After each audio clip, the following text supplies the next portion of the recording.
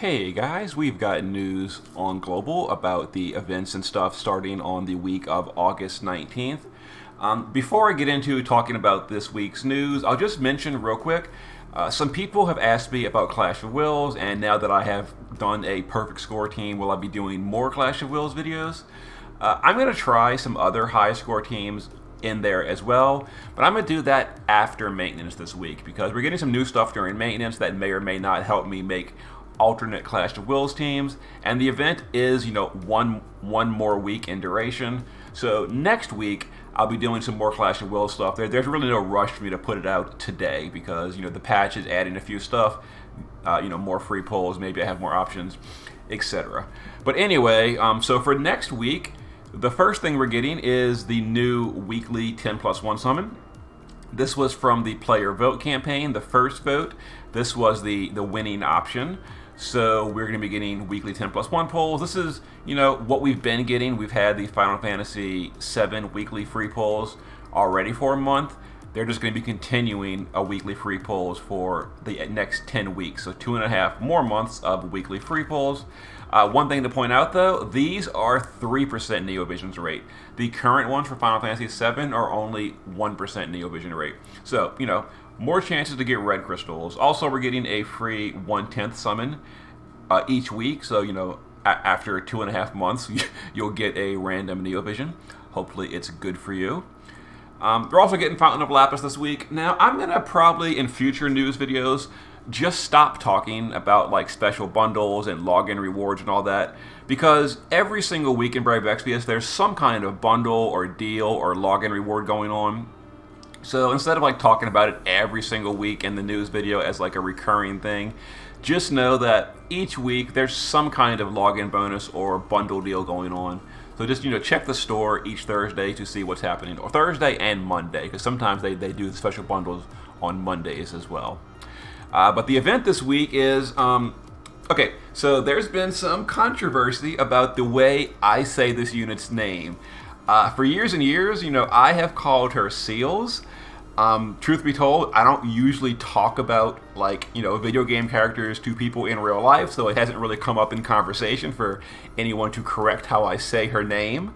But people in comments lots of comments have told me she is supposedly supposed to be called Celeste. So I will make the attempt to call her Celeste when I can, but again, after years of calling her Seals, I may just, involuntarily call her that in discussing stuff. But Triumphant General Celeste is the new unit this week. Now, on the Japanese server, she shared a banner with Cyan, the samurai from Final Fantasy VI, but he's obviously been split off. We're probably going to get him in a future week. I doubt they're going to skip him entirely. He's probably just coming later. But for this week, we've got Celeste, Umaro, and Mog, the Final Fantasy VI units. Umaro and Mog were hidden secret characters in the game, so you could miss them and just never have them in your party, although Mog did join automatically for one battle in the early part of the game. But anyway, these are the units for the week. So Celeste is she's a magical tank, as well as a support buffer.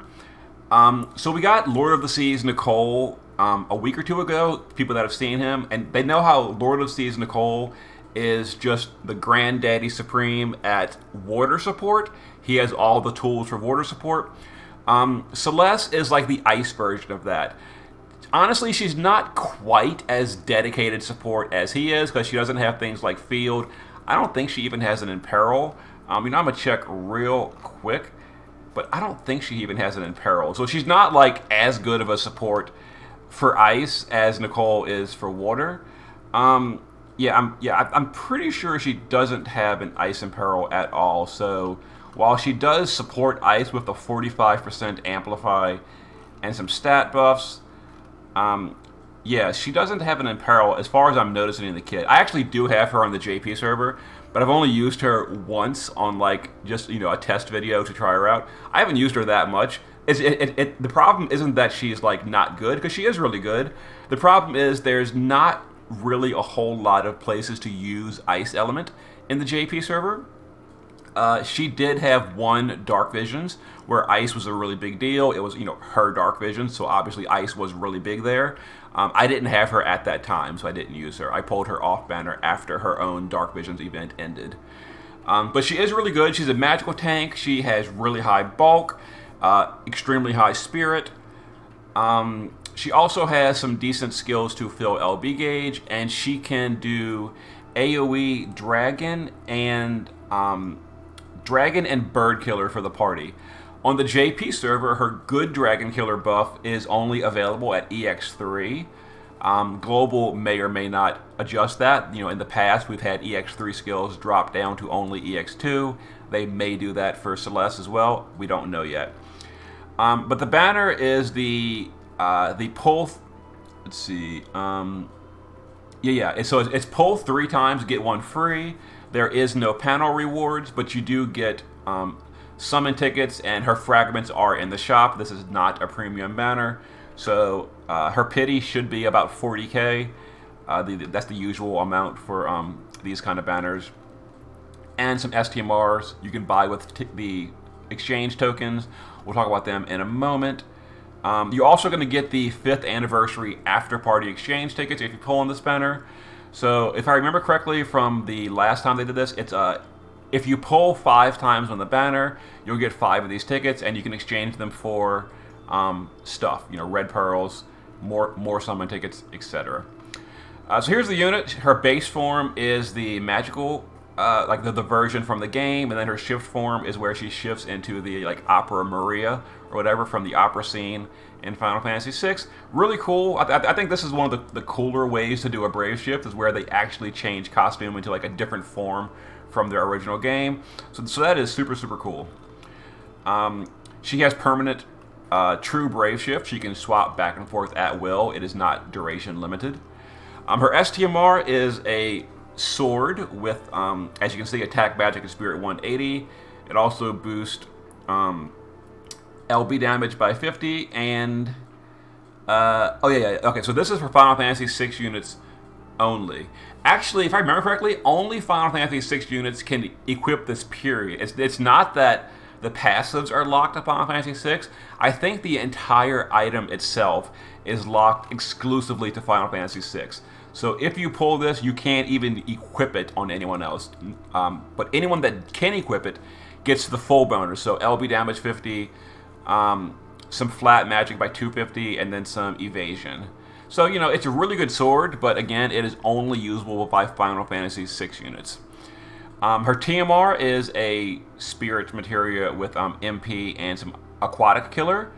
Aqua Killer is one of those rare ones that is probably one of the hardest killers to cap in the game currently, because there's just so few sources of Aqua Killer. So that is a really good materia. That's probably a reference to fighting Ultros from Final Fantasy VI. He was one of the recurring villains, or I don't really want to call Ultros a villain. He's not really a villain. He's a friend. He's your favorite octopus. Anyway, her vision card we're going to talk about in a moment.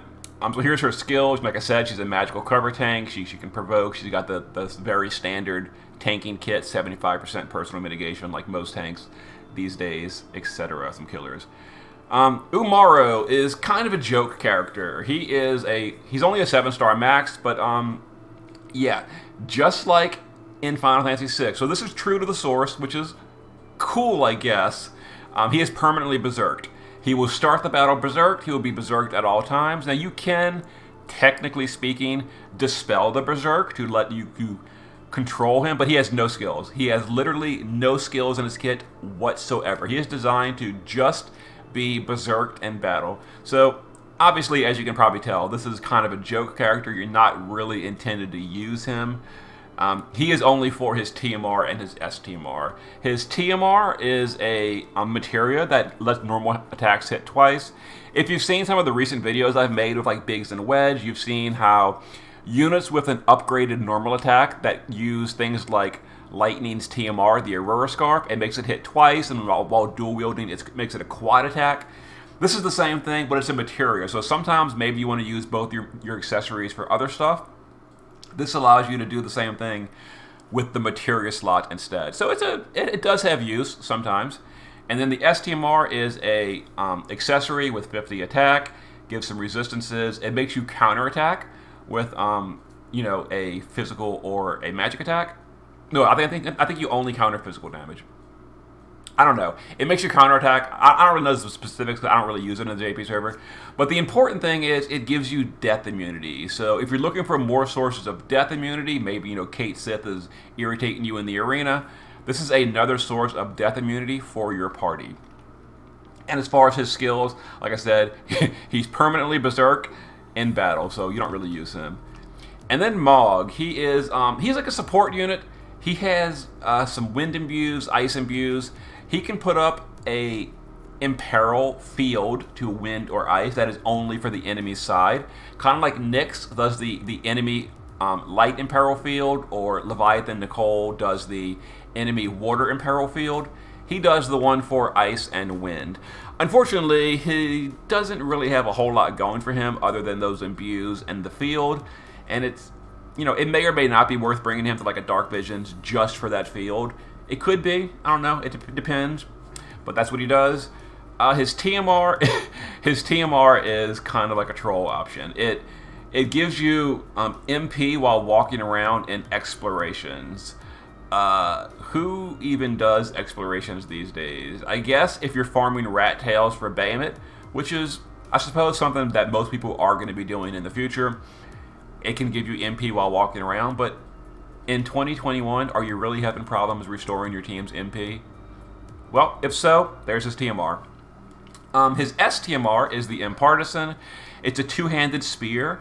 I will point out that most two-handed spears in the game have an average variance of 1.25. This one is an average variance of 1.3, which is the same as great swords and two-handed katanas and all that. So at least it doesn't have terrible variance as opposed to everything else in the game. So that's pretty good. It doesn't have any jump damage, and most double-handed spears you're using because of a Dragoon or something, like maybe the new Sky that you just pulled. It doesn't have any jump damage, but it does have killers for birds and stones. So this can potentially be really good on Sky if you're fighting a bird or a stone boss. Also, like I mentioned, the variance is better than normal variance for most spears. There are a few other spears at 1.3, but most of them are at 1.25, and this one is better. And yeah, so there's the banner. Here's this vision card for Seals, or like I said, Habit. Celeste. It is it's not a premium card, so you get it at EX1. So for all units that equip it, they get 100 attack and 100 magic. This is a good hybrid card if you're using like a hybrid damage dealer or something. Maybe for Elena in Clash of Wills, this would be a great card for her. LB damage by 25, attack and magic by 50, and then for Final Fantasy VI units only, they get a flat 300 to all offensive or all stats. I will mention, as far as Terra goes, is this card better or worse for Terra than her own card? Most of the time, Terra's own card will be more important because it gives evocation damage, and you can't really cap all of Terra's stats yet on the global server. That'll change later when we get her Chronicle and we get Yuna's STMR. That'll make Terra a lot easier to gear, and then you can probably fit in Celeste's card instead of Terra's own card. But at the current time in Global, Terra is most of the time going to want her own vision card and not this one. But it is still just an overall good card for other units, just in general. I mean, it is 100 attack, 100 magic, and 25 LB damage. So if you don't have like the premium Sephiroth or Tifa card, this is a decent card for LB damage for a lot of units. And that's the only vision card this week. Here's the exchange shop. If you pull on the step-up banner, or it's not even really a step-up banner, if you just pull on the banner, you'll get the tokens. You can exchange stuff. As usual, I recommend always the first thing you buy are fragments with the exchange tokens. If you pull more than 5 times, you will have leftovers. Then you can either get a prism or the 7-star units. But the STMRs available are, you just have 2 of them. The Escucheton from Final Fantasy Tactics and the Saintly Castle armor. Between these two, for me personally, I would say it's just a super easy choice. Saintly Castle every time. Saintly Castle, the passive right here, it gives you general mitigation. This is permanent and undispellable, and it persists when you swap forms. So even if you're using like a mage or something, you can use equip heavy armor and give this to a unit on their off form, and they will have permanent, undispellable general mitigation. That is pretty useful for a lot of fights, especially those that dispel your party. For example, the current Clash of Wills, maybe? Yeah. Undispellable buffs are great, and this is, I think, the only source of permanent, undispellable general mitigation. There's a whole bunch of sources for magic and physical mitigation, but this might be the only source of permanent general mitigation. And of course, there probably is some other source I'm not forgetting. People tell me in the comments, oh, what about this one? If so, point it out. But that I can think of, I think this is the only permanent general mitigation. But that being said, Ishushitan or whatever it's still a really good shield. So if you want to get this as well, go for it. Anyway, that's the exchange shop.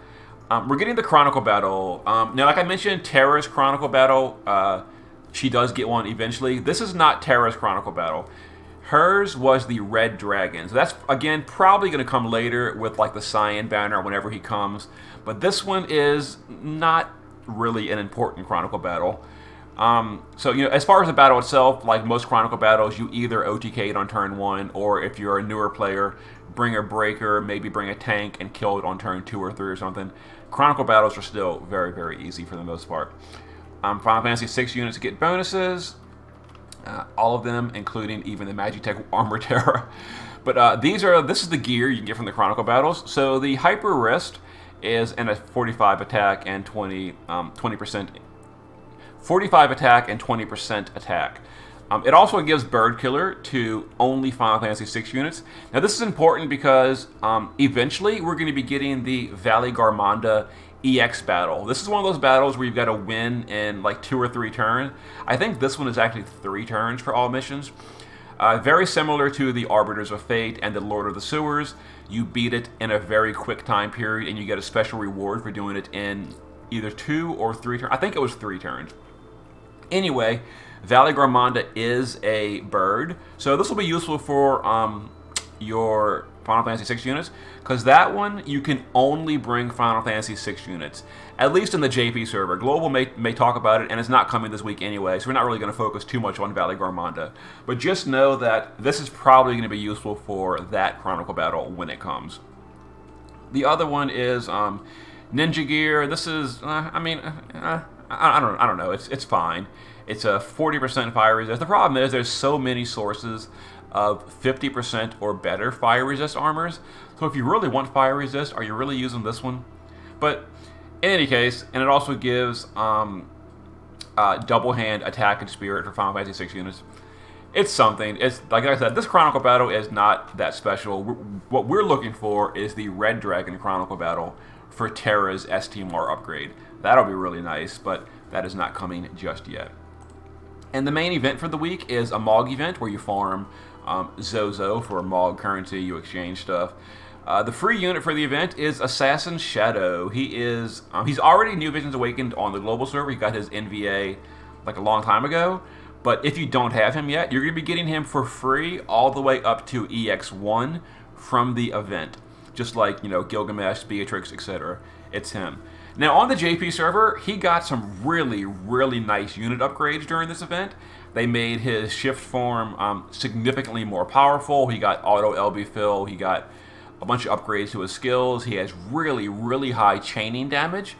The news doesn't mention anything about those upgrades, so either they're just quietly sliding them in on Thursday, or they're being skipped.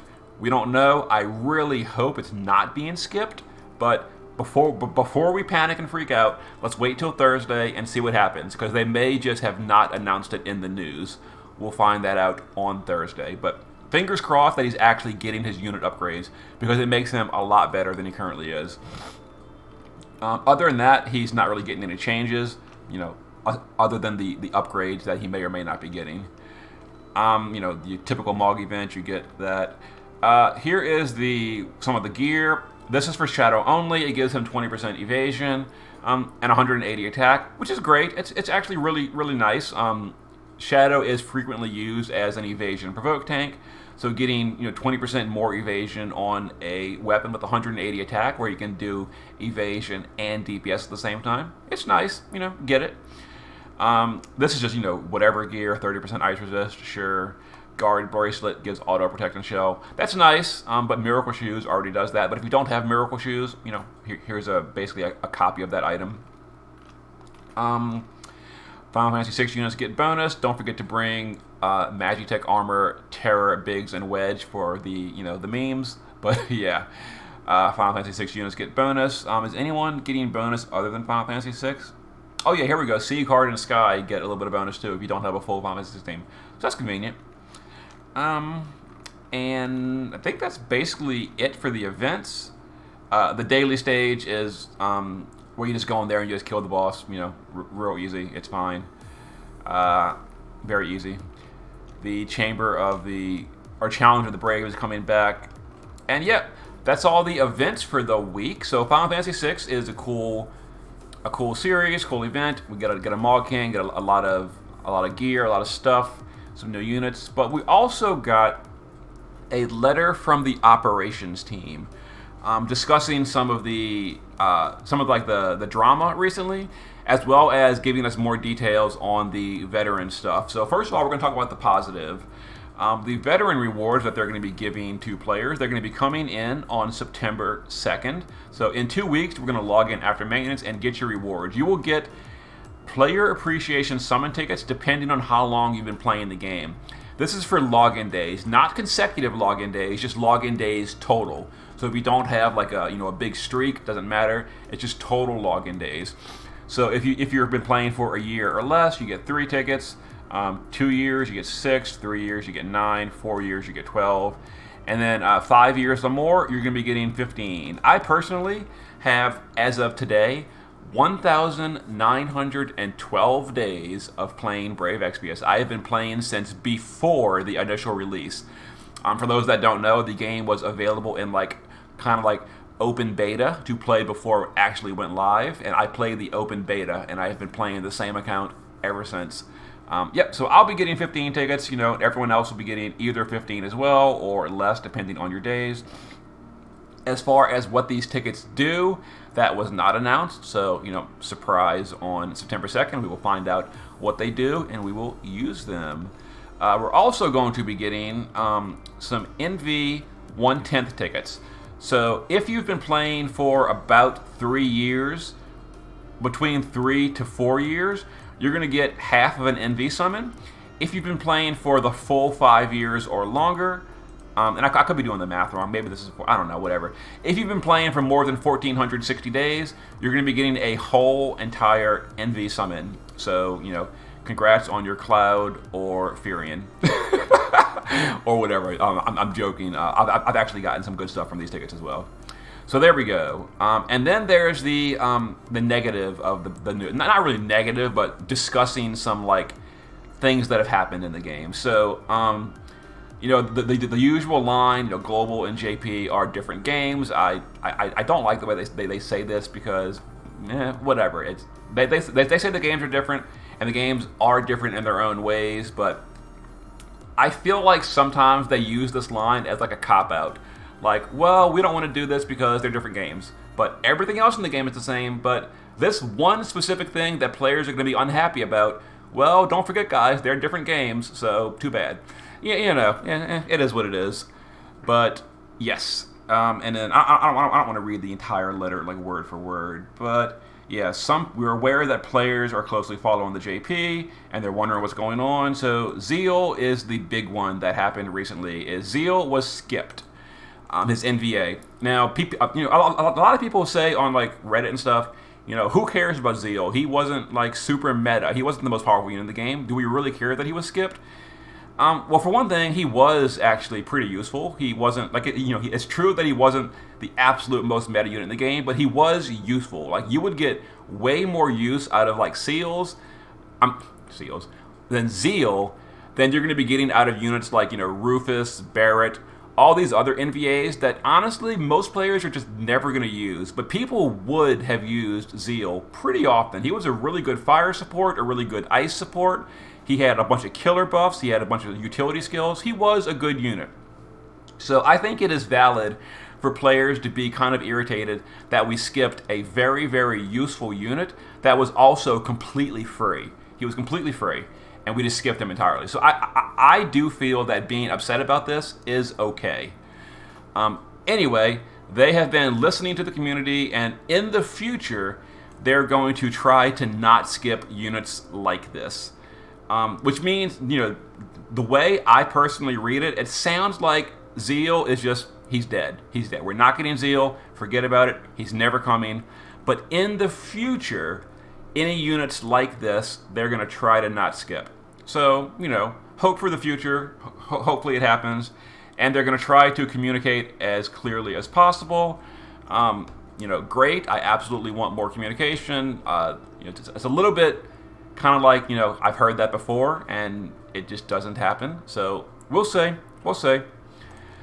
And then as far as the story events, we skipped the Daisy event, we skipped the Poppy event, we skipped the Shoreline Fina and Daisy event, we skipped the Nicole event. As far as that, they say basically the reason we're skipping it is Global is, to summarize this big long paragraph, Global is currently very busy. We just don't have the resources to devote to, truth be told, it's translation. Global is translated into, I think, 9 official languages, and story events are very, very heavy on dialogue. It's a lot to translate, especially into 9 different versions. And so their team just doesn't have the resources to translate all the story events into all 9 officially supported languages and get those out along with the monthly regular story update, all the other stuff in the game. It's just, based on what they're saying, they are just overworked and don't have time for it. So they're skipping. And it sounds like we would like to apologize for the immediate future for more skip story events. So pretty much, I guess what this sounds like is brace yourselves. You're not getting Sakura's story event either. She's the next one due, and it is probably going to be skipped. So yes. There's been 2 concerns about skipping story events.